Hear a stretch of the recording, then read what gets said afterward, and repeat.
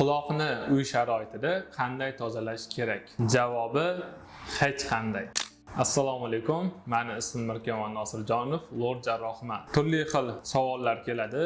Quloqni uy sharoitida qanday tozalash kerak deb. Hozir sababini tushuntiraman. Tashqi quloq, ya'ni tashqi eshituv yo'lidagi quloq chirki bu tabiiy antibiotik. Bizni turli xil hasharotlar kirib ketishidan, bakteriya hamda zamburug'lar ko'payishidan himoya qiladi. Paxtali tayoqchalardan foydalanish esa quloq chirkini ichkariga itarib yuboradi va quloqda probka hosil qiladi. Unda qanaqa qilib tozalash kerak? Dush qabul qilgandan keyin yoki basseyndan keyin jimjiloq sig'adigan joygacha sochiq bilan tozalab artiladi, quritiladi. Ichkaridagi qismi esa fen yordamida shunday holatda qo'yib tozalanadi.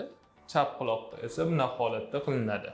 Agar quloqda probka to'planib qoladigan bo'lsa, har xil Xitoydan keladigan shamchalar yordam bermaydi. Albatta, ulug' shifokorga borish kerak, kamera yordamida endoskop bilan tekshirish kerak va o'zini tozalash usullari bor. Atsos yordamida yoki bo'lmasa quloqni suv bilan yoki bo'lmasa antiseptiklar bilan yuvish yordamida tozalanadi. Siz quloqni qanday tozalaysiz? Kommentariyada yozib qoldiring va bu videoni paxtali tayoqchalar bilan tozalaydiganlarga yuborib qo'ying. Rahmat hammaga, sog' bo'ling.